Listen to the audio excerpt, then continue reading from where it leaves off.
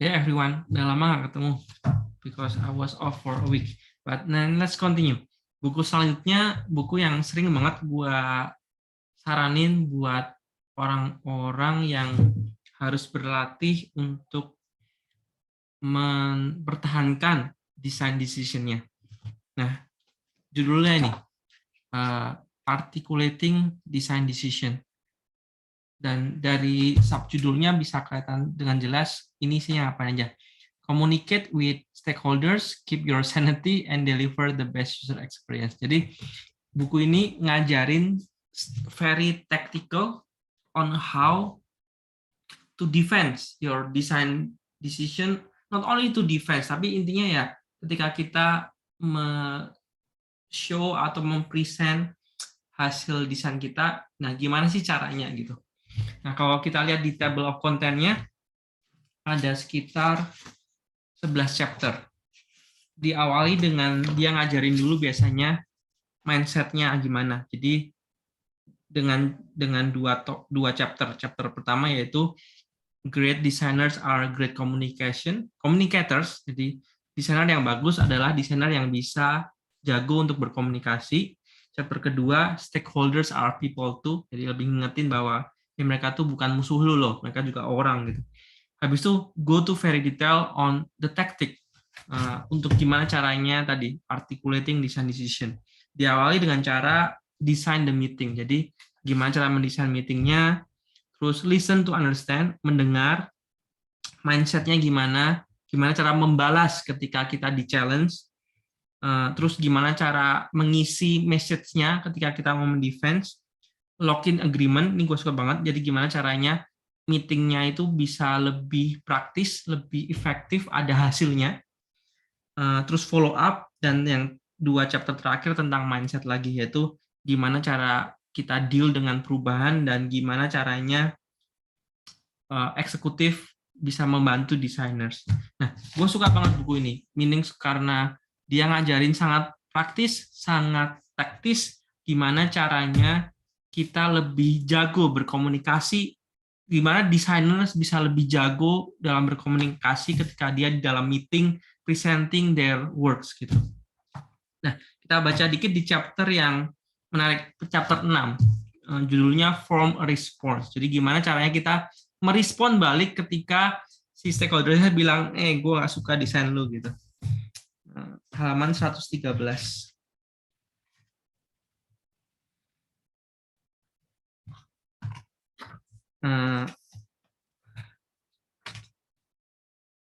From a response.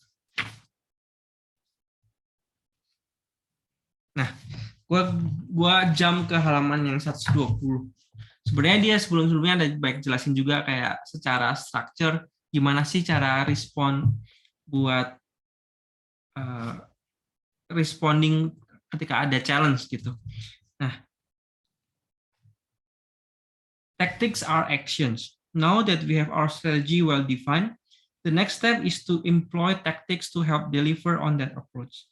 When talking about design, I suggest 5 tactics to shape our responses. Number 1, show a comparisons. Number 2, propose an alternative. Number 3, give them a choice. Number 4, ask others to weigh in. And number 5, postpone the decision. There is not one way to apply these tactics. You might choose to use one or all of them depending on the situations.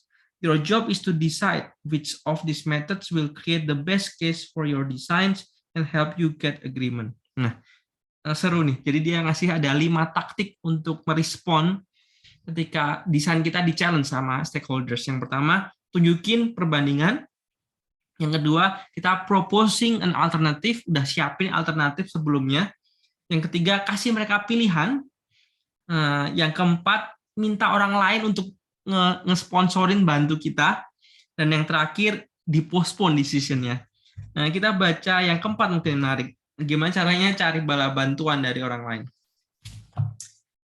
Number 4, ask others to weigh in. Di halaman 126.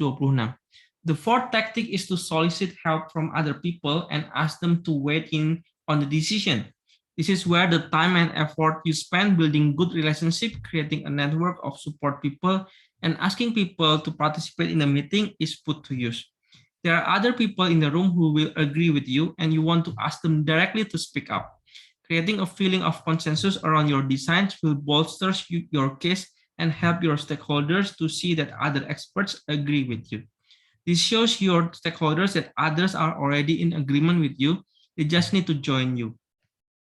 It also helps make your case without forcing you into the awkward position of outright disagreeing with the stakeholders. This is partly because you let other people do the talking and take the pressure off of you. But also, when other people are able to agree with you, rather than directly disagreeing with the stakeholders, you maintain a positive atmosphere rather than a flat-out accusation that one person is wrong. You are deflecting the disagreement with the stakeholders by instead emphasizing the agreement from other people. When you ask others to weigh in on the conversation, it's important to remember to always ask directly and remain neutral. So, contohnya ask directly. Call on people by name and ask them directly what they think. If you ask the entire group for feedback, few people will spill out in disagreement with the other person. You want to ask an individual person for an opinion. For example, David, what are your thoughts on this?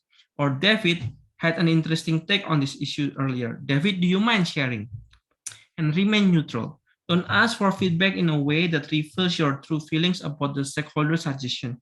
Instead, ask open-ended, not yes or no questions, using terms such as opinion, viewpoint, or perspective. Ask for people's thought or reaction in a general way. For instance, say, David, I'll be interested in hearing your perspective on this, rather than pitting him against another person. David, do you agree with Susan? Nah, menarik. Jadi, dia ngasih cara bahwa, hey, dibandingkan lu disagree sama orang yang ngasih feedback ke lu, mending lu cari bala bantuan orang lain untuk ngasih feedback yang setuju sama desain lu gitu.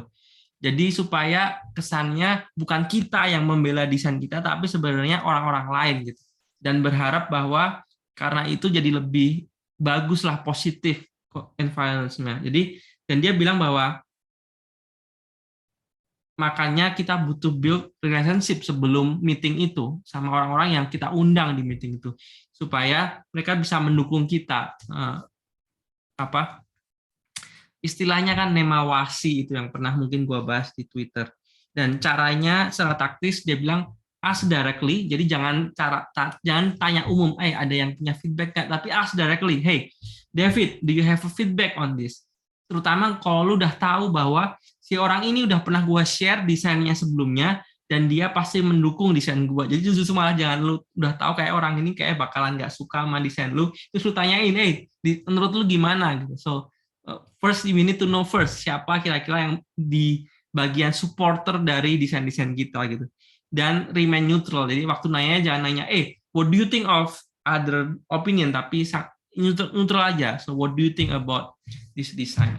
Nah, ini cuma sedikit banget chapter atau paragraf tentang taktik-taktik gimana caranya kita articulating design decision.